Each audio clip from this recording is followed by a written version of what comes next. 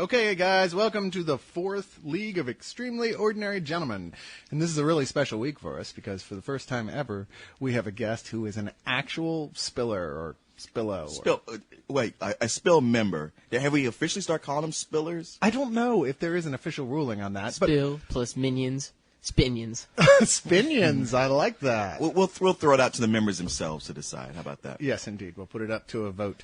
But regardless, we have our first one that wasn't somebody we knew beforehand. Right. And that's Jason F. I don't know if you want me to say your last name. Before we get started, Jason, is there anything about you don't want us to mention? Your age, where you live? No, I'm cool. It's just whatever. Don't be embarrassed about the virgin thing. I tell everyone myself, so it's all good, man. Thanks.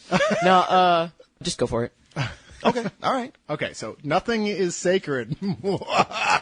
So we can talk all night about his unibrow. Yes, we can. Oh, see, and then he's got one leg shorter than the other. You can tell that he's plucked. We're so mean. We're I absolute know. We love Jason. Before we He's a start good kid. recording, he's like, "This is going to be great. These guys are so nice." And now we're like, I know. He's going to go home and, those guys are dicks. But anyway, this is the 4th Leog. And we're going to start things off with 5 questions, which I actually wrote out this week. Oh, you did? Yes, I did. I did write Okay. out 5 questions. So I've got 5 questions for Jason. We're going to start with the first one. On your spill profile, it says that your porn name is the King of Skeet Street. What in the hell does that mean? It's snowing all year round. It's snowing all year The ground's round? always covered with something white. I'm willing to leave it at that. Yeah, that disturbs me on some level. Right. Yeah. Right. The ground is always covered with something white. I'm thinking of like that episode of South Park where they had to go out west to find the internet. Did you see that one? Yes, I did see that one. You remember the conclusion to that? Oh, yeah. Yeah. Okay, then this could get pretty disturbing. Right. You know, mine is Captain, yes, that is a banana in my pants. So, I don't. Question number 2. Question number 2. Oh, jeez. You made a really cool picture for Leon's birthday, but I didn't get shit. Where's my birthday present? You're not God cool damn like it. me, dude. That's true. I admit that I am not cool like Leon, but nonetheless. Well, sorry, I just didn't really feel like drawing Scarlett Johansson and Cyrus because it's unrealistic. Or just have to have limits on something. I love it. Like, even within the fantasy world, that couldn't happen. Even a quantum physicist would say, like, I'm sorry, anything can happen except that. Yeah, Tim Krieg from Heroes would be like, I can't figure out a way to make that work in the storyline. Okay, fair enough. That's true. You didn't have to draw her with me. You know, an exaggerated version of Scarlett Johansson alone. I'll just would be submit 2 enough. pictures and be like, you can work it out. Yeah, you're going to have to make the details happen in your own head and hope that the universe doesn't cease to exist. And I'm sure you do every night. Like, even in Photoshop, if you tried to paste the 2 photos together, the pixels would just reject themselves. Some weird error message you've never seen before. What the hell does that even mean? Question number 3. Have you ever had a girlfriend? If so, how? I'm asking for my own interest. Oh, okay, I- yeah, because he needs a roadmap. Yeah, tell me about it. I mean, you're 18 years old. I'm 38 years old. And I must be doing something wrong because to this date, I mean, I think I'm a pretty styling guy, you know? Now, do you really? I'm not. Oh, okay. Is it the corduroy shorts? Well, I'm just glad I'm not getting the 5 questions. Jason, do you have an answer for him? It's not cheap. So a job helps. Yeah, definitely. Consider the fact that in Austin, we're only 3 hours away from Mexico, Yes. where money talks. That's true. Need to get a job. Yes. Or at least get Spill to pay us. You might want to look into that job. Is there a girl, a special lady in Jason's life? No, not right now. You have a girl. My mom's pretty special, but let's leave that out of it. Are there any girls you're currently stalking? Well, I'm seeing girls rather than that. I'm actually watching them, but Been there. But Hey, fair enough, and the internet makes it easy. yeah. Makes it easy for stalking, too. I know, Oh, man. does I it? wish I had been 18 when the internet was around. No shit. Of course, I probably would be in jail now, but still. That'll come. You're a comic fan, right? oh, am I? But you said it was kind of recent for you, though, right? Yeah, I've just kind of started to dip my hand into all kinds of things. Granted, he hasn't been alive all that long. But my question is for you, not what's your favorite comic, but what's your favorite single run of a comic? You know what I mean? Like a storyline in a comic that happened or a writer's run on a comic. I'm a big fan of Walking Dead, Invincible, Astonishing Wolfman, just stuff Robert Kirkman has done. He's probably my favorite writer right now. Hold on a second. Is Kirkman writing a Wolfman comic? No, it's called Astounding Wolfman. It's a bi-monthly thing. It's in the Invincible universe, actually. No kidding. No, it's pretty neat. It's got a really cool art style too. It's like kind of blocky and has sharp edges. I don't know really how to describe it, but I also read stuff like Preacher. I'm starting over with Ultimate Spider-Man volumes. I love Brian Michael Bendis. I also really like Powers, of course. Of course. I like this guy. I do too. I was going to say, we got all the same taste. Yeah, we do. I mean, granted, I also tend to read like tons of mainstream comics also, but all the, less mainstream stuff I like is everything you just said. Yeah, you have good taste, Jason, to be sure. I have not picked up that Wolfman yet, and I'm dying to because I'm a big fan of everything else Kirkman's done except for his run on Ultimate X-Men, which admittedly I'm still reading, but it's the weakest run so far. You know what, Jason? I'm going to make a recommendation to you. Go for it. And when I first say it, you're going to scrunch your face up, but just trust me. Garth Ennis' Punisher. Yeah. Really? Yeah. Yeah. I mean, it's Ultimate Spider-Man and The Punisher are two books I can read every time they come out, and they never disappoint me. And it shocks me that I read The Punisher, because I grew up at a time when Punisher was cheesy, or a ripoff of the Executioner, or just dumb. And these Punisher comics, they're all just great crime stories. No, a friend of mine's a huge Punisher fan. He's got a lot of what Garth Ennis has done. I've looked at him. I haven't read him. Like, there's one where the Russian from the crappy Punisher 2004 movie. Don't bring that up. Don't right. mention that movie. Okay, well, anyway, this Russian character is killed by the Punisher by him throwing a fat guy on the Russian's face. Right. When Ennis first started the book, he was going for just how far can I go? How far can I push the envelope to the point of being silly? But they were always very hardcore. And as it's gone along, they've gotten a lot more serious and just become this great crime series. And you always think of it as episodes, but now on this newest run, this new story arc he's on, it's tying back to issues that came out years ago. Really? So it's like, wow, this is really all is one long storyline. And he writes The Punisher better than anybody. Well, the only guy really who wrote it good, as far as I'm concerned. Yeah, I was never a big fan of the character until I started reading, which you turned me on to, Ennis's run on it. Ennis is just, sometimes I worry when you read, Preacher is so good. Yes. But then I read like The Boys, which is fun, but you're like, you know what? This is The Preacher, but with superheroes. Right. It's just like how rude and crude and disgusting can we make this and not lose people, really, is what The Boys feels like. But there's some stuff he did that's so brilliant, it's not like that at all. The Punisher, I don't think, is really like that. No, it's not. At all. It's really mature. And I was going to recommend, the best thing I think he ever did was his run on Hellblazer. We actually have one more question. Oh, yeah. And this one's easy, because I know we all have this. But what announced film being made are you just psychotically excited about? Pretty much announced movie, like, first thing comes to mind for excited is The Dark Knight. Really can't wait. Big Batman fan, of course. Also, can't wait for WALL-E, because an animated movie with no dialogue is perfect. Everything's done through the animation. True. And I'm really excited for that right now. But in terms of Pixar, I'm not happy they're doing Toy Story 3, because I feel like Disney's kind of pushed it on them. I don't think that's fair, really. I'd rather them do, like, their own kind of thing. See, I gotta say, when they announced they were doing Toy Story 2, I was like, man, they're just doing this for the money and the products. And But then it was better than it was better than the first one. It's one of the few movies I would say is a perfect movie. Yeah. Now, Toy Story 3, maybe again. Yeah. But maybe not. I agree with Jason, though. It's like lightning struck twice, but 3 times? I know. I know. And, the fact they're making Cars 2 is enough for me to go. Dude, Cars sucked. Cars is their second worst film in my book. What's your Bugs Life? I actually really never cared for Monsters, Inc. that much. Oh. Really? Which, I think it's great for, like, really small kids, but it's one of their few films that just never really translated that well. Not to the adults. same degree, but I do feel like you do. Like, I just didn't really connect with Monsters, Inc. so well. Yeah, but Cars 2, really, I appreciate it made a shit ton of money because apparently Americans like watching stuff go fast and turn left. Woohoo! NASCAR, woohoo! It's awesome. It's America's sport. Yes, it is. I know. It makes you wonder about this country we live in. Not just that. I work at a bar, too, besides this, and I have to serve people Coors Light all the time. Coors Light. We've got like 18 beers there, like some of the highest quality beers around the world and liquors. And they look up there and they go, you know what? I'll just have Coors Light. It's like, Dude, you are so Jack Black and high fidelity, except about alcohol. no, that's absolutely true. I am. It's like, wait, you're getting your girlfriend a Coors Light? Is she in a coma? No, it's funny you say that about NASCAR, because the first couple minutes of Speed Racer when he's in school, like, that's exactly what I was thinking.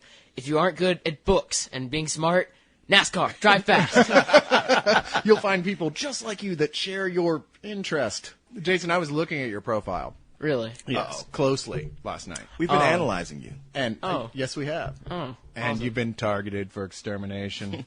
Sorry, no, Great. you haven't been. But I noticed that Blade Runner was the first movie listed on your favorite movie list. Now, is that just a coincidence that it ended up in the first position, or is that your favorite movie? No, that's my favorite movie. Just Wow. a couple months ago, just like, you know what, I need to sit down and watch this. And I was just like at my computer with my mouth agape for like 20 minutes after I'd finished it. And I was like, this is freaking awesome. And I watched it again like 3 times in that week. And for like, it was like 2 years that 28 Days Later was the #1 spot, actually. Oh, God, I love that movie. But Blade Runner is just like right up there. It's got everything I want in a movie. You know, Ugh. that's Cyrus's favorite movie of all time also. Yes, it is. So, Jason, I don't want to disturb you too much, but look at Cyrus. He's your future. Oh. I mean, you might want to like start making some different decisions in your life. I'm just saying. I would take that as an insult, only that you're right. Yeah. Okay. Oh, great. And in 20 years, I can't wait to just call up some kid, hey, you want to come over? Hey, now, Come you on, make that we'll sound do a lascivious, blog and it's again. not, okay? Believe me, last Leog was lascivious. That because there was a guest with breasts. That's a very important distinction for Cyrus. Now, you heard about Stan Lee. He got a deal to design some new superheroes that are going to have full comics made of them. Only here's the thing. Because this happens every so often. I remember hearing something about this months ago, a year ago. But go It's ahead. only in Japan. Oh, okay. What? Okay. No, he's exhausting himself over here. Yeah. I mean, let's be honest. You know, Stan Lee, created some of the greatest creations of all time. Mm-hmm. But his last good creation was the Silver Surfer, like back in 1966. Yeah. Or 68. It certainly wasn't that Pamela Anderson thing. Stripperella? Stripperella, yeah. I still get I think there's a lot of things such as Stripperella that somebody else created and they just slapped his name on them as a brand, like National Lampoons. Yeah, no, I agree with you. And he's claiming that, oh no, these are my heroes. I made these new heroes. But, how old is he? He doesn't know what the hell's going on at this point. Come on. I love Stan Lee as much as the next guy. I do. I go, you know what? You are that guy who made some of these heroes that last forever. But, you just, when people reach a certain age, they shouldn't be looked at with having the same quality as they did when they were younger, because they're just not going to. I mean, really, how many great creators earlier in their career are still doing just as good work 30, 40 years later? True. And True. Stan Lee's reached that age where, he probably has trouble remembering what he did that day. Or what Marvel movie he's got a cameo in. Yeah, indeed. That seems to be pretty much what he does now, which is great. Why does he even want to do anything more than that? Actually, I'm kind of sick of him doing that, too. Yeah, well, If I had one complaint about Iron Man, it's that Stan Lee had a cameo in it. Yeah, but that was the best cameo yet. Of all the cameos, that was the best one. Yeah. Because it was the shortest and it was funny. Yeah, because it actually had a joke that was fun. Right. Because usually they're just like, okay, that's just Right. The joke is like, oh, hey, it's Stan Lee. Yeah. Okay. It's like Fair enough already. Well, it's funny you would say that because right before coming over here, I was reading about how there's this big cry for Woody Allen to retire over in Europe. Like Really? his films aren't funny anymore. He doesn't, nothing's been good since he stopped starring his own films. He should. I mean, it's one thing to say like we haven't liked his last few films, but it's like he's lost it, and we need to make him stop making movies. And I'm like, well, bullshit. I mean, yeah, he certainly has more clunkers now than he used to. But he made Match Point not that long ago, Which was and that's a fantastic. brilliant movie. Yes, it So is. to me, hey, that buys him another 15 years in my book. That's the angriest at humanity film I may have actually ever seen. And part of it is because it's not like frothing and ranting at you about it. It's just subtext, looking you at the eyes subtly and going, see, it's all going to end badly. And, of course, Cyrus was just staring at me really menacingly. He's trying to send you a message. What happened to the previous Leon guests? No one knows. That's true. We haven't had anybody back yet. Yeah, we got them out back with the hookers in the backyard. I don't know if it's more angrier at humanity than a Lars von Trier's film. I mean, those are the ones that just like says, yeah, people are shit. True, Dogville especially, where Dogville just turns around. Well, Dogville's the one where I'm sick and tired of this. Because the other ones, he's like, you know what, nice people finish last and then they die horribly and there's no reward or vengeance. And Right. Dogville's the first one where, it's like, it gets to that point that it's like, you know what, fuck this. And the heroine turns around and just kills everyone. Right. Which is awesome. That's why it's my favorite movie. Well, because I totally didn't see that coming. Based on his other movies, I didn't see it coming either. Because usually, every time he does a movie with a heroine in her spot, yeah, she dies pretty horribly with no justice whatsoever. Everybody walks away and goes on about their life, not No even thinking comeuppance. twice about it. But Match Point is just cynical, except it's very realistic. Yeah. It's very realistic about morality. It's like, as much as you think, people are moral and will always do the right thing, it kind of shows it like with pressure on them, not even that much pressure, and nobody looking, people will not do the right thing. Yeah. And there will be no comeuppance for it. Yep. You could do something completely wrong as far as even, commit murder, and most people aren't even interested in pursuing it to track you down. Yeah, he's definitely not a secular humanist. Let's just put it that way. But I don't think he should retire because I think it's a brilliant film. Well, apparently his new film is getting rave reviews at Cannes. Yeah, Cannes, Cannes, whatever. Cannes. I know. Why can't they just spell it? Every time I say it, somebody corrects me and tells me it's the other way. So I'm like, you know what? Screw it. Hate people. It's that French film festival that I wish I was at. You know what? If we were to go, we wouldn't go to any of the films. No, we'd we'd be just at the be out on the parties. Riviera getting drunk Yeah. and having sex with people. And Or at your least issue trying with that to. is what? No, I'm just saying. We come back and Spielberg asking us, to give our report on what we saw. I'd be like, oh, yeah, Indiana Jones was great. Really? I heard it was. I don't know. That's true. We wouldn't have seen anything. It's probably true. I mean, as much as we are movie buffs, when someone, when you're in that circumstance and they're like, "What? You're not going to come swim in the bourbon fountain?" Right. We'd show up with massive hangovers and be asleep in the films like the Three Stooges. No, I probably would have gone to see Indiana Jones. No, you wouldn't. I don't know, man. That one I would have made time for. A fountain of bourbon or Indiana Jones. Can't I do both? You'd be like, well, I saw the first three. I get the gist of it. I'll review it on my best guess. No, but apparently it's getting good reviews, and what's shocking is that all the reviews seem to be kind of like what you're talking about. Like, I don't believe it. It's good. It's like, he hasn't been bad lately. He's been making a comeback. Harrison Ford or Steven Spielberg? No, I'm sorry. Going back to Woody Allen. Oh, Yeah. right. His last several films have been more than watchable, very enjoyable. So I could have seen this argument 10 years ago, but now it's like, as far as I was concerned, I was getting excited about Allen again. Yeah. Well, we'll see. Yeah. I didn't see the last one. Now, this is something that somebody else asked me on Spill, and I think it's funny, but seriously, how long do you think the timer has left on Brian Austin Green and Megan Fox's relationship? Do you think she's still getting on her 90210? That's pretty good. Yeah, it's got roughly 9 months. And I'm being generous. I'm being generous. It's just kind of sad now to watch it. She's like this glowing goddess walking down the street, and everyone, oh look, it's that girl, Megan Fox.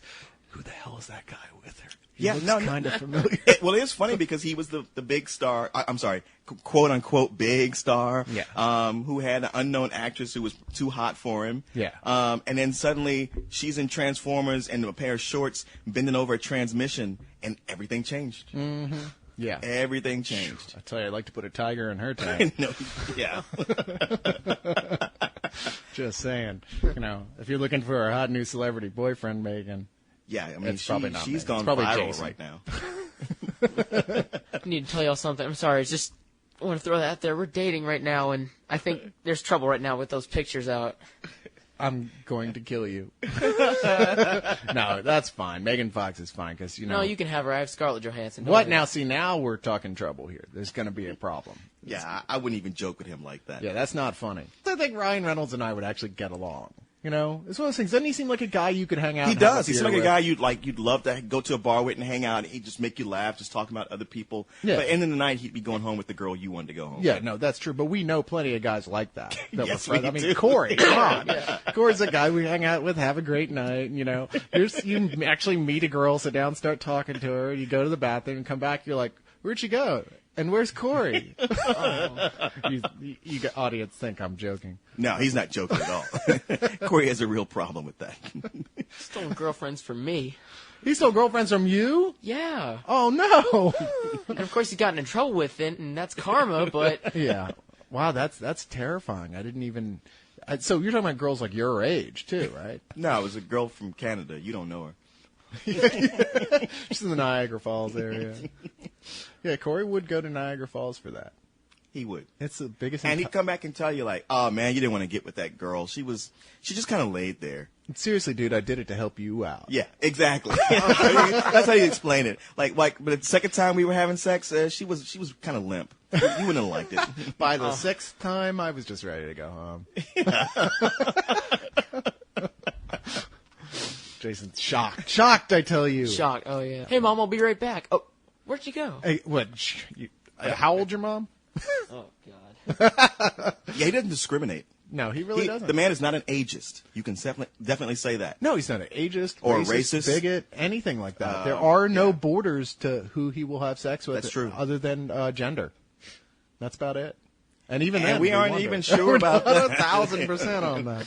All right. He's not here to defend himself. Not that he would, but Yeah, still. that's something he could say. All right, the Thor movie.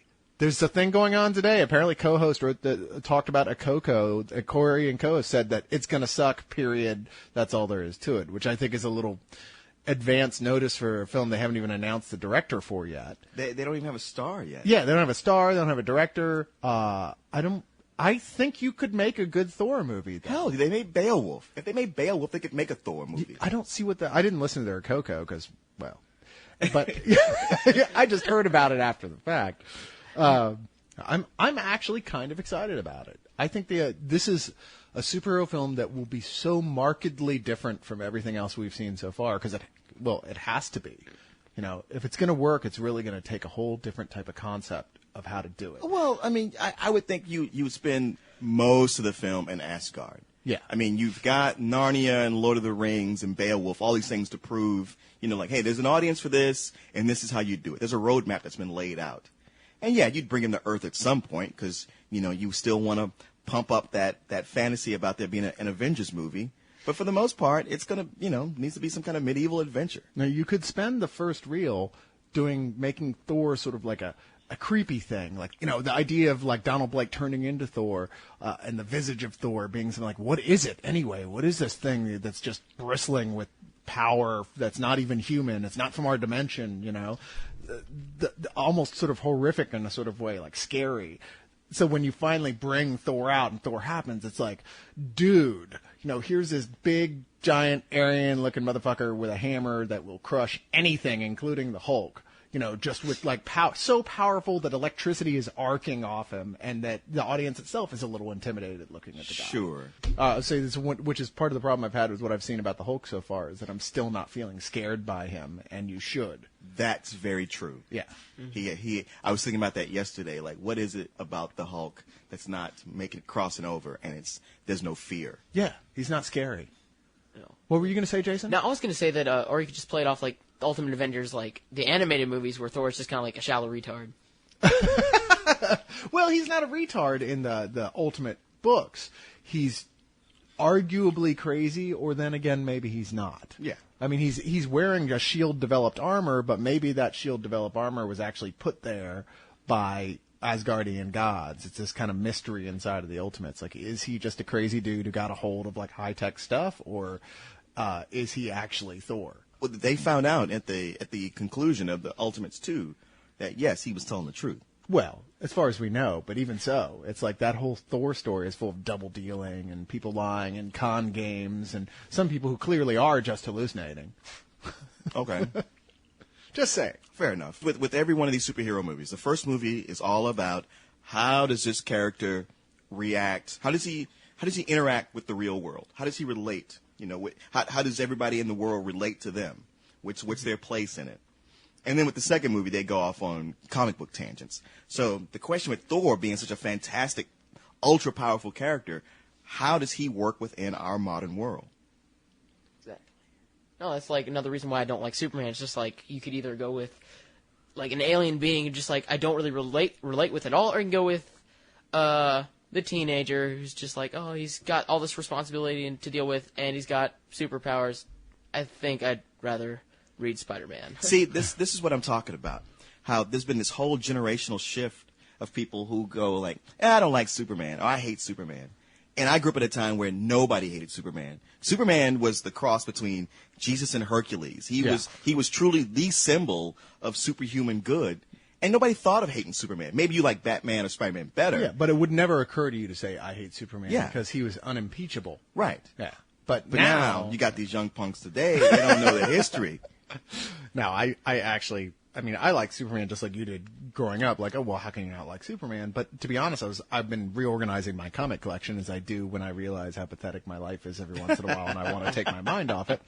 And noticed I have no Superman comics. Of all the old stuff I kept, I have none. I don't have a Oh, so many of the single comics one. are shit. You can't go by those. Yeah, I'm just saying, though, that I wasn't actually reading them anyway. So it was just a general Sure. feeling that Superman was good, more so than actually liking his book.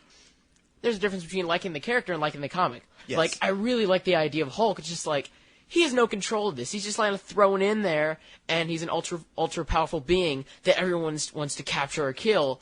That's a great concept, but I just can't read it. It's just like, I don't like the villains. I don't like how it's just kind of repeating, like, oh, Thunderbolt Ross, I'm gonna get you.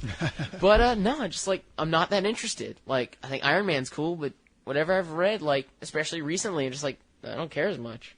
It's just not interesting. I agree with you on that one, Jason. But then again, you've been threatening there, Leon, to bring me some Hulk comics. I know. That will I change my need mind. because I have a lot of stuff on top of the comics. I need to move it all and pull out my really good runs of the Hulk. Okay. Because I can think of two distinct, very long runs of the Hulk that were excellent. And that was like at a time like I was like you guys, where I didn't really like the character that much, and suddenly the writing on it was just so good. It was like the book I had to buy every month. Now, is this when Peter David was running? The Peter David run, Okay. and then later the Bruce Jones run. 'Cause I never read either one, but I remember I was reading Peter David's essays about comics, and I think the Comics Journal was what he was writing in. Yeah. Back then, and he would write about stuff he was doing on the Hulk a lot.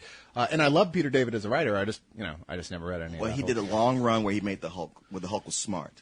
And, yeah. and it sounds like a gimmick, but he really played it Well, out. he gave him his brain back. He's Yeah. still kind of like threatened by the return of his dumbness, though, right? Wasn't that kind of the thing? Like That worried- came a little bit later. Okay. But it wasn't always looming in the background. I think I read some of the Avengers stuff around that period. Right. When they was on the Secret Wars, they were like, "Oh, you're starting to get dumb, aren't you?" It's That's like, where. Shut up. That's where I remember it from. Yeah. Because I loved the Secret Wars. I still do. I wish they would do the Ultimate Secret Wars. You know what's funny is I was watching Spectacular Spider-Man over the weekend because I just love that cartoon. that show is so good. Oh, have you started watching it? I'm so addicted to it now. I was afraid, like, I talked it up so much you'd watch and go like, eh. Oh, I'm in love with You, it. you see how they meld, like, all the best parts of the Spider-Man movies and Ultimate Spider-Man? I'm getting the chills just thinking. I mean, about it's how almost good it is. Ultimate Spider-Man, the cartoon. And the theme song, Yeah. best Spider-Man theme It song is. ever. It is. Oh my God. It's really addictive. You guys realize what just happened? What? Y'all are talking about Spider-Man again. Oh yeah, but that was last week. We weren't allowed to. Now the band is gone. Yeah, we're back to it. Spectacular, spectacular. Well, they just recently did the episode with the alien symbiote. I don't know if you saw last week's. No, I'm not caught up yet. I've watched the first 7 of them. Okay, So they just got to that, and the way they did it was John Jameson on the space shuttle coming in, and it stuck to it, just like they did in the old '90s cartoon. Nice. And it's one of these things where, like, when you watch the movie, it's also, it comes down like a meteor or something. So they've completely like written out the Secret Wars as far as being the the source of Venom. Well, Which, of course, I mean, you have to. Yeah, because are you going to do that? How are you going to do that? Isn't there licensing rights? Like, Right. It would take legions of lawyers to figure out how to do the animated year of Spectacular Spider-Man as the Right. Clone Wars, you know? Right. Which is a shame. I'd love to see it. But, If the show lasts, I'm sure they'll get around to it. yeah. No, it's on its first season right now, or is it on First Yeah, season. first first season. season? Yeah. You haven't seen any of it yet? No, I haven't. See, it's really, really that good. Yeah, I mean, just every time they do something that ties into the old Steve Ditko series, I get chills. I know, right? I know. I'm rereading that stuff right now. Oh, actually. yeah. It's so good. Oh, it really is. That was just the best stuff in Spider-Man ever. What's funny though is like, okay, like around the point when Spider-Man, he was dating Mary Jane kinda, but he was also had the secret hots for Gwen Stacy. And, there's a point where like the thing they based Spider-Man 2 on, where he gave up his outfit, gave up being Spider-Man for like an issue. Yeah. That's it. I quit. Yeah. Spider-Man no more. And it's one of the most remembered and copied comic book covers Right. of all time, or one lousy issue. But that whole period, it's so funny because they were really into writing stuff with like the silliest lingo you can imagine. Oh, yeah. Oh my God. Everybody calls each other dad for Yeah. some reason. Like even they're calling girls dad. What is that about? They were just too hip and in late 60s for their own good. Yeah, it's like every scene, Mary Jane's like, "What's happening, Tyga? Damn, this place be jumping, yo! I'm gonna put some records on." And she starts dancing. This is in the hospital, and she finds a record player at one point and puts on a record, and she's like dancing in the background. Like, this stuff is I don't know what to say. It's still great. This isn't really The great Stan Lee. yeah, but he wanted so bad to be a swinger. He wanted to be Hugh Hefner. He did. He really did. It comes through so much in there that I at points have to stop because I'm practically crying from laughing reading this stuff. Yeah. Yeah. It's awesome though. Don't get me wrong. It's really great. All right, Jason, back to your page. I have a question for you that you great. need to answer for me. And I'm not going to make fun of you for having Clerks 2 on your list, even though you deserve it. What? But, I'm going to let that go because otherwise I'll never hear the end of it from Carlisle. Great. What I am going to ask you about is two films that are on your best of list and your worst of list. Do you know what I'm talking about? Ooh. Omega Cop, Karate Cop, Double Crossing Costas Island. Yeah. A friend of mine moved into an apartment right next door to a Walmart. We were just kind of like walking around there getting some food for his place, and they had dollar movies. I think I bought 40 of them. I started watching, and one in every 3 of those is actually something so unbelievably terrible, it's watchable again. This is a movie that every 2 months or so, I just sit down and watch like these 3 in a row with popcorn. It's just like, this is awesome. I hear what you're saying. The movies that are so bad, they come full circle and actually become kind of good. I love this kid. I know. He is so one of us. Yeah. One of us. One of us. No. No. Never Oh, sure. to know the touch of a woman.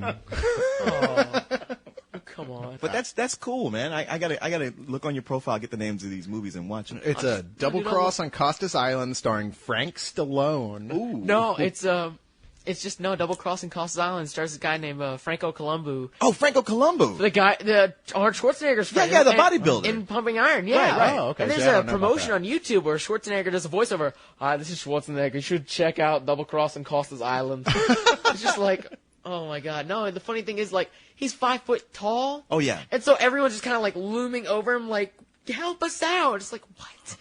And there's 3 times in the movie where he reaches behind a bush and pulls out an Uzi. It just happens to be Yeah. there. It's And, like he's apparently on Tomb Raider Island. Exactly. So they just leave weapons and ammo lying around. You know what? We're out of ammo. Let's go into this abandoned tomb that no one's been in for a couple hundred years. We're sure to find a rocket launcher in there. Oh god, thank God that wolf had a couple of pistol clips or I'd be screwed. Indeed. No, also Omega Cop and Karate Cop star has been Bruce Lee trained guy named Ron Marchini. See, Adam West was in Omega Yeah, Cop. Adam West is just kind of sitting. He's just like, whatever. It seems like he's improvising or he's high. He's just like, oh, I can't let you into the base. Oh, it's the sun rays. It's just no,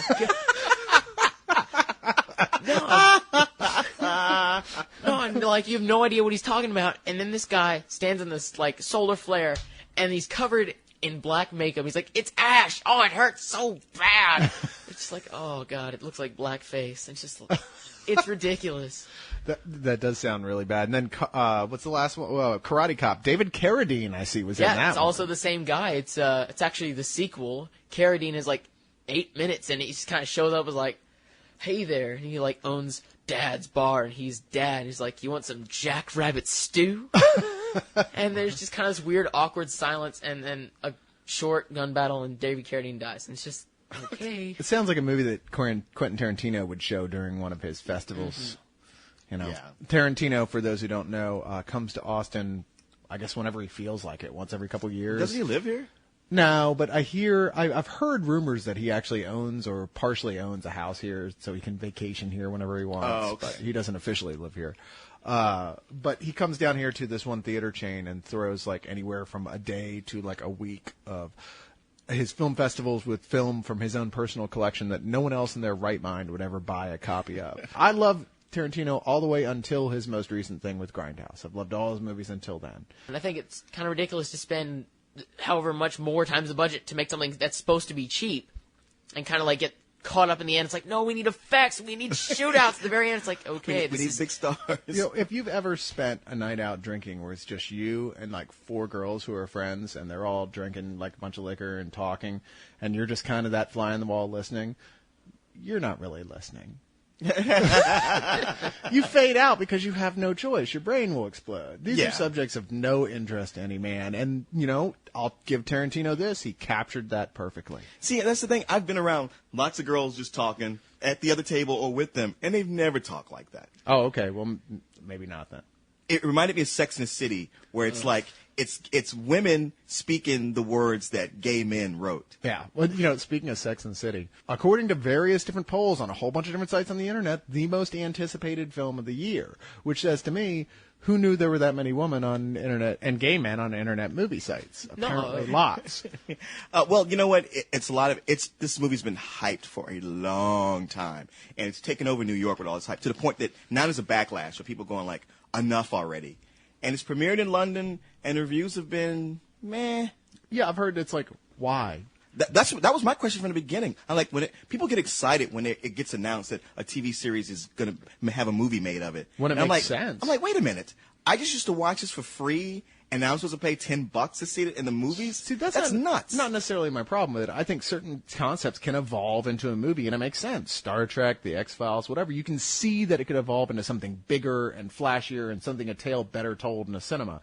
But Sex and the City? I know. Why does that need to be in a cinema? Right. You were on HBO, so there's not like there was restrictions. I know, on exactly. it. Yeah. It's not like you were being held back already. No, but like the most anticipation thing, that as much as I hate to admit, it doesn't surprise me because a couple weeks ago I just quit working in a movie theater and box office. No tickets sold for Iron Man in advance. No tickets for Indiana Jones in advance. We sold out shows of Sex and the City. It's gonna be the weirdest day to be at a theater, definitely. No, it's funny. They just sent out an announcement today. We get announcements from the press companies about these screenings, and usually they're real fair, like, okay, yeah, sure, bring some friends, we don't care. And they just sent out an announcement today, first off saying, okay, strictly one guest only. And then I got a note back saying, which one of you guys from Spill is going to review Sex and the City? Are I you was like, serious? this is from somebody we've been dealing with for 10 years. And which one of us, we review movies roundtable style. We're all going to go see it. But anyway, I like Sex and the City, the show. I do. It's Sure. okay. I can It's watch okay. a couple episodes and go, this is well-written stuff for Yeah. what it is. Yeah. And then I like, okay, let's watch something else. Like, Yeah. Spectacular. You know, which I can sit there all night with, admittedly. I mean, they're on HBO, so they got a lot of stiff competition. Yeah. And there are times that, well, I'm not going to use that pun. Don't please. But they, you know, everybody but Carrie, thank the gods, gets naked. Right. You know, because I do not want to see that even in my imagination. Well, dude, if you look at her back, like in the honeymoon in Vegas days, Yeah. she is finer than wine. I don't know, man. I just rewatched LA Story the other day and went, great body, still kind of horse-faced to me. Well, okay, honeymoon in Vegas came out right before L.A. Story. Okay. But still, I'm just saying. I like never been attracted to her. No, I didn't even know there was nudity in Sex and the City. Oh, all the time. Yeah, anything on HBO. Oh, now I'm gonna go pick up the first season. But, Yeah, all the other girls get naked on the show with semi-regular, you know. Yeah. Especially the slut girl. What's her name? The one from Big Trouble in Little China? Oh, Kim Cattrall? Yeah, Kim Cattrall. Yeah. she Who's- gets naked in every episode. Yeah, who's still absolutely gorgeous and tight. And she's like 50, and she's like, damn, bro, still absolutely hot. Yeah, she's all right. I don't know. Well, maybe I just remember her fondly from I Big think Trouble in Little so. China, but still. Yeah. She'll always hold place in I my remember heart from for that. Porky's. Porky's! really Oh, my hot, man. God, that's right. She's the one who has sex and she makes all the noise. Oh, yeah. Do girls really do that? Never mind. Okay, sorry. We'll never know. You will. But make no mistake, people. Leon here. Here's the difference between all of us. I've never had sex. Corey's had sex with everyone. Leon's had sex with people you should have sex with. And who cares about Carlisle? We'll never know. I don't want to even imagine his sex life. And co-host, no comment. All right, so they've announced the new Roland Emmerich movie. Aren't you excited? Oh, boy. I mean, after 10,000 BC... Oh, that's right. I was thinking of the day after tomorrow, but I forgot all about 10,000 BC. What a tour de farce that was. That could end up being one of the funniest movies ever made, though. It needs an edit that makes it not boring. If not for the fact that it gets so boring in the middle that almost all of us fell asleep in the middle of it, Yeah. I would say it was one of the funnest movies I've seen this year. They need to go back and do the comedy edit of it. You're Yes. absolutely right. But regardless of that, he's doing a new movie. It's called 2012. What? Wow, 2012. If you haven't heard, there's a lot of... Wait, isn't that a Rush album?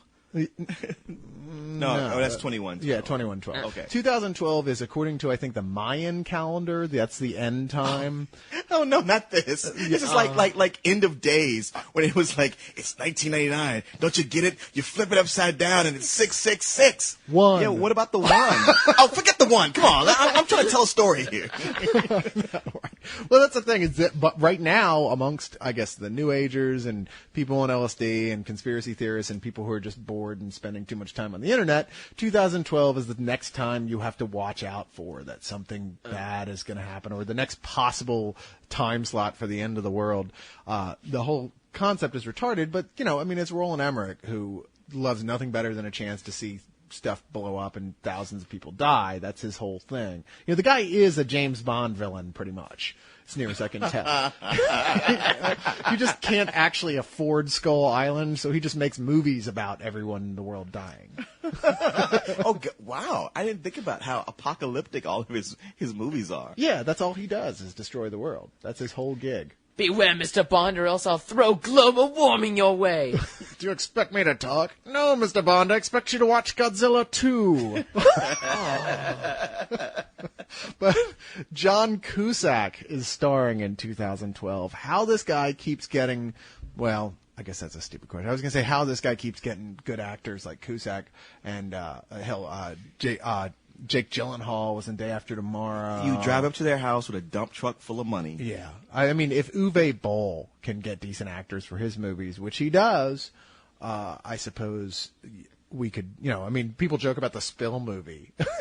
And really, if you drove a dump truck of money up to these guys' houses, yes, I suppose you could get Chiwetel Ejiofor, whatever the hell is, however the hell you say his name, to play Corey. Well, I mean, how Pretty bad close. could a Spill movie be compared to what we've been seeing lately? Well, if they knew some of the stories, the stuff that had actually happened to us over the years, some of the stuff we've had, it actually could be a pretty fun movie. Because there's stories we're not allowed to talk about. Yeah, if they took those stories we told them, Yeah. and then really embellished them, Well, and made them embellish the hell out of interesting. Yeah.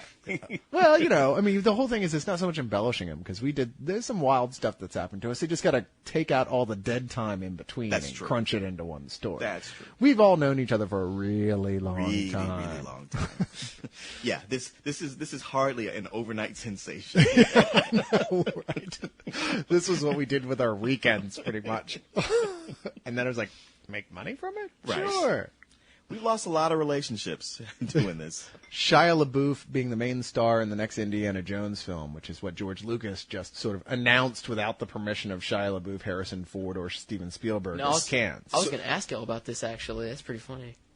Well, it's on people's minds right now. What do you think about that, Jason? No, Carlisle's been saying, Shia LaBeouf's a really cool guy, maybe, but this isn't him. He's not, I don't think he's an action star. I just don't think it's for him. I give him all respect, but I don't think he's just not an action hero. I just don't see it happening. Well, now, I think Homer Simpson said it well, that Shia LaBeouf, he's not a nerd and he's not a hunk. He's something in between. And which he really is. You know what? I really like the kid. I mean, I never, met him like Carlisle. I'm not going to be a star fucker and, the guy's my friend. It's like, no, dude, you bought him a drink. He said thanks and walked away. Don't start calling him your friend. Yeah, if you were a girl, he would have stuck around. Right. But he seemed And like for a a good... minute there, he was confused, admittedly. But he had been growing out the beard, so it wasn't that difficult. But he seems like a good enough kid. He's a decent actor. There's not a lot of, kids in his age group who I would say are decent actors. Most of them are on the Disney Channel, which he was, but better than that, or they're on some CW show that's just lame, and they're just pretty boys. He actually has something going. Now, as far as him being the new Indiana Jones, that can't happen because Harrison Ford is Indiana Jones. Yeah. I mean, they could try to make another Raiders of whatever, but, they did that with the young Indiana Jones, and even that didn't really fly all that well. And also, I don't want to ruin it for people because it hasn't come out yet, but there's a scene toward the end of the movie where they hint at him being the new Indiana Jones, and they also make the definite statement of like, no, not yet. Yeah, even if he gets to come out and have his own film, he will never be the new Indiana Jones, and the film itself acknowledges that as it does. It does. The film acknowledges like, nah, maybe someday, but not right now. Yeah, to be honest, my biggest problem, I would be more for the idea of like the passing of the hat, so to speak, if it was for an older, more experienced actor. Sure. Harrison Ford is 65 years old. I see no reason you couldn't have picked somebody in your early 30s to do this who would have been a better actor to move on. I mean, the idea that he could have a kid that was that old is not, would not be strange. That's true. So I don't know why they couldn't have gone with a better, more experienced, older actor. Because I can't see Shia LaBeouf heading up an Indiana Jones film, being like the focus of attention, being convinced by him. You look at him right now that he's, 21? I have no idea. I mean, by the time he's 26, because it'd probably take another 5 years before something like that got going, and maybe you could. I mean, our Supermans have been 26 years old. Well, Harrison Ford was in his mid-30s when he did the first Raiders of the Lost Ark. That's part of why it worked was because he was grizzled and hard-bitten and looked like he had been through the ringer more than once. And Shia doesn't look that way at all. Honestly, I don't think he ever will. I just did, he's just going to grow up one of those guys. Ralph Macchio, he's going to grow up and look the same. Have you seen Ralph Macchio lately? No. I'm telling you, if you saw him now, he looks absolutely nothing like he did when he was the Karate Kid. Wow. I mean, I hope that I wish there was some way you could flash a photo of him, because he was on Entourage, and I totally didn't recognize him. They kept referring to him as Ralph Macchio, and I was like, why couldn't they have gotten the real Ralph Macchio to do this? And I read the credits like, oh shit, that really was him. My thought is, if they really want Shia to play this part that bad, he does need to look tougher, look more hard as nails. I say we beat the crap out of him every day for a year. Just pound him into the pavement. Just break his nose. Just scar his face a little bit. Just, every day take a punch to the face. And by that time, by a year is done, I think he'll be ready. We give him the wanted treatment, basically. Yeah, pretty much. I was just thinking that. I couldn't think of, I just kept on thinking that scene in Wanted, the book, or just beating the crap out of him just so he could hate this guy, but I like the idea that we're all ready to get bicycle chains and beat the shit out of this kid over the ramblings of George Lucas, who hasn't checked with anybody. Yeah. I mean, the guy's half, demented anyway. And he's just like, yeah, I'd like to make another one of these movies with Shia LaBeouf. Oh, really? Let's go kick his ass. And Shia's like, he's there going, wait, what? I didn't agree to anything. Yeah, the idea would be to kick George Lucas's ass, but unfortunately he's protected by various science fiction-y type devices that would fry you. So. Clearly. I get a message almost every other day from Silver Surfer asking me, have I read Secret Invasion? Secret Invasion is the new Marvel universe-spanning thing that happens every, there's 3 weeks between universe-spanning events now. Yeah, and Marvel never used to do it. It was always DC's thing. Now Marvel's gotten into it with House of M and Secret War, and which is funny because now they they'll have an event to cancel out a previous event. Right. They're like, oh wait, we don't like what happened from that previous one, so we're going to create this whole new year-long event just so we can pretend that other event never happened. Right. So the newest event is the Secret Invasion, where the Skrulls have been slowly infiltrating the Earth and assuming the identity of heroes. And now these new Skrulls have the ability to change, to shapeshift and not be detected, not by Spider-Man's spider sense or Tony Stark's gadgetry or anything Reed Richards can come up with, or Doctor Strange's mysticism, or even Wolverine's super sense of smell. So something messed up is happening here, and probably something mystical on some level. Right. Nobody trusts anybody else. Yeah. What's weird, though, is that even though some of these Skrulls have turned out to be Skrulls, they act all the time as if they really think they are these other people. Right. Which is weird, until it seems like they get a command word. Right. You know what I mean? They're planted spies. They really believe they are these people until they send a message that says, oh, and their program comes on. Right. What do you, Leon, whatever your last name is, think of Secret Invasion? So far, I thought the 2 issues of, I gotta say, like, I love Brian Michael Bendis. I think he's like one of the best writers in comics right now. Yeah, he's writing the best superhero comic right now. Yes, he is. And as much as I like Secret Invasion, it's kind of doing a thing that I was not liking before, that I don't like when I buy comics, where I read the first 2 issues and felt like I only got 1 issue's worth of story out of the 2. Yeah. I'm like, you know what? If this is all you're going to give us every month, this is going to drag on way too long. Yeah. How many are there supposed to be? Like 7? I think it's right? 6. Is it just 6? I think it's like, from what you're telling me, you could just tighten it up to something like 4. Well, it's 6, but that being said, every single comic is having it. It's Secret Invasion tie-in. Now, with that said, based on that point, I also got to read the first issue of New Avengers that tied into it, and that had about 1.5 to 2 times as much story as both of those issues did. And it really filled in all the history of how it got to there. And suddenly it turned a corner for me where I was like, okay, I like it in concept. I'm not so sure. Then I read that Avengers issue. I'm like, okay, now I think this is really good. Jason, on the other hand, has turned down all of our efforts at feeding him, and no, we have not offered him alcohol because he is underage. No, I just took it anyway. Yeah. Oh, is that where? Oh, he went to the bathroom. We have not officially offered him alcohol. Nothing anyone can prove. However, we have poured drinks and turned our backs. Yeah, well, not today. No. With the talk of Secret Invasion, I wanted to ask y'all, what do you think about Batman Rest in Peace? What do you think that's going to go? See, I have a lot of history with these kind of things with Batman, and I watched him have his back broken, and I watched him go to jail, and now I guess I got to watch him die and eventually come back. I thought they weren't really killing him. So what's the idea? What's the deal? I mean, I don't know. I remember hearing something about it. All I know is they said their announcement. No, we mean it this time. Bruce Wayne is going to forever stop being Batman. It's like, yeah, right. Bullshit. Yeah. Our biggest money making character. We're going to let you, our Pensant comic book company, take him off the board. No way. Yeah. Now with a big movie coming, give me a goddamn This break. is just it's such a blatant excuse to sell more comics. I believe it when they kill off secondary characters in books, when they kill like the love interest for a character. Okay, I can believe you're going to let that go, sometimes for even 20 years. Sure. Which might as well be permanent. I mean, hell, they've never really brought Gwen Stacy back. Right, it's true. So it can happen, but you guys, you can't even let Captain Marvel stay dead, for God's sakes. I That know. was supposed to be the example I know. of the one guy who you were going to let stay dead. Well, But no. it's funny because for decades it was like in comics nobody stays dead. Yeah. Except Bucky. Yeah. And everybody laughed because Bucky stayed dead. Well, now Bucky's back. Yeah.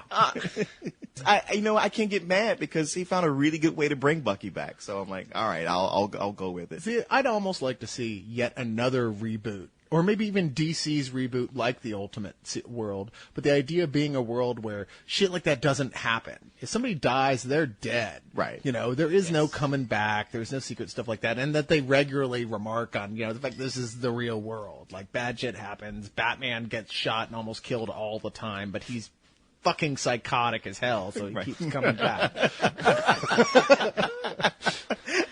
It's funny because it's always explained like it's, he's got so much adrenaline and drive. That's how he does it. But there's a point when no, to keep going from that's got to be PCP. Yeah. That's why I always think when I'm watching, like the Indiana Jones or especially the Die Hard movies, like a guy, John McClane gets shot and goes, okay, let's keep going. It's like, dude, that's PCP. He's like, ow. Okay, let's go. Now, Indiana Jones, I understand because they play that dun dun dun dun dun dun, dun and once they play that, he's invincible. Yeah, no, he that's can true. do anything. He can dodge bullets. I think that the power of Indiana Jones is John Williams' score. Yeah. I would think that if you put that in your car and you drove off a cliff, you would survive. That's true. I mean, you should just have that on a little recorder with you that anytime you're going to do something dangerous, that music is playing and you can get through anything. It is immensely powerful. There is no other reasonable explanation for how he survived some of this stuff other than the theme. Yeah. We should all have our own theme song. That'd be perfect. Well, if you go to my page, I got my theme song on there. Oh, what's your theme song? I don't ever look at your page, so. Just kidding. So sad. No, he just loves to look at mine. Shut up, you. You're him in training. You're his Anakin. My Except I can Padawan. act. So. Well, okay, there is that. And you whine a lot less. Whatever. No. I'm gonna be quiet. But you know what? Actually, I don't want to disparage the breaking of Batman's back because I actually thought that was a pretty good series. I like the Azrael run. I like it. That Was whole run. it was the whole thing was actually pretty good. Certainly better than the death of Superman in my mind, which was happening around the same time. They were really close together. Yeah, how long ago did that happen? Like 10? How long ago was it? I think you were 3 at the time when that happened. It's so funny because it seems like it wasn't long ago at all. It does seem like that. Was it Nightfall? Is that the name Yeah, of the one? Nightfall. Yeah. I did really enjoy it. I followed it most of the way through, but every time I tried to pick up the Superman stuff, I was like, yeah, this is just stupid. You know, I actually kind of dug that. I like the fact that, like, he dies and then 4 guys show up and saying, no, I'm really Superman. No, I'm really Superman. And one of them was John Henry Irons. He goes like, no, I'm really Superman. They're like, yeah, but you're black. He's like, oh. I'm oh, Superman yeah. and so is my wife. They dyed me this color. Right. I want to talk about the Tropic Thunder trailer that was released lately, actually. The new trailer is probably the funniest promotion I've ever seen. And they've got the cast, and God, Robert Downey Jr. just doesn't look so awesome in that movie. Honestly, to me, he's one of those guys who can do no wrong. He can be in a movie that I think sucks, but he'll be good enough to make me sit and watch the whole thing, i.e., Scanner Darkly. Yeah. No, when I watched the first trailer for Tropic Thunder, I went, well, Robert Downey Jr. is really funny in this, so maybe it won't be completely awful. Because I certainly wasn't impressed by anyone else in it. But this new Red Band one, everybody in it made me actually laugh out loud. Oh, I haven't watching seen it. that yet. Oh, see, that's what he's talking about. Yeah. It's the best trailer for a film as far as selling you on something that you really weren't even thinking seriously about in maybe ever. It's funny. Even the stuffy critics are coming out saying, okay, I got to hand it to him. This Red Band trailer, it's fucking hysterical. Wow. It is so funny. It's so weird to have hysterical and Ben Stiller all within know. the same concept. I know. Yeah, there was a time he was funny. Sure. It's just that was a long time That was a ago. long time ago. Can't even- That was, it was a long time ago that Eddie Murphy was funny. Yeah, yeah. But Eddie Murphy was so funny that it's resonated to where we've never quite totally given up on. Wait, Eddie Murphy was funny sometime? Yeah, I I'm know. sorry, I must have been, born after this. No, you actually, were. I think you were. Yeah. I mean, it's funny. Everybody talks about, well, you remember back when Eddie was good, but Eddie's been bad longer than he was good. Yeah, he's been bad longer than he's been alive. That actually, I know it's a paradox, but it works. Now help me with this. I wasn't okay. Like there was a big thing, like when Owen Wilson had his big druggy meltdown. Yeah. there was a big thing how Matthew McConaughey was going to replace him, And in he's Tropic not Thunder. in it. As He's near as not I in can it. tell. I know. I guess they just wrote his character out. I guess maybe. Okay. But I just noticed that the other day. I was doing research on writing up a thing about the new trailer and went, hey, what the hell happened to Matthew McConaughey? Which, I'm not complaining. Right, mind right, you. yeah. I don't want to make them go like, oh yeah, Matt, come on back. We're going to shoot your scenes after all. Yeah, the only thing I want to see Matthew McConaughey in is my front doorstep with that ounce of pot I ordered. That's about it. I'd hang out with that dude and smoke a joint, drink a beer, and that's about as far as it goes. I mean, he'd deliver your pot. You're like, dude, I'm going to buy your pot, but could you please put on a shirt? Yeah. And some deodorant. What are you talking about, man? It's all good. Just chill out. Let's just take a hit of this. It's all good, man. You just freaking. It's cool, Daddy-o. And then you'd have to reevaluate your life and like, why am I smoking pot exactly? You'd be like, well, yeah, maybe Matthew McConaughey is kind of cool. Yeah. No, see, that's how he gets you. Yeah. Anyway, guys, that is Leog for this week. Thank you so much, Jason, for Thank you, coming in. Jason. I've known since we started this that we wanted to get you in on one of these things, Cool. and I'm glad you were. But you came on short notice too, so I really appreciate you. No problem. So we will be back in 2 weeks, the Wednesday after next, with another Leog and another new surprise guest. So thank you so much for listening, and we'll see you then.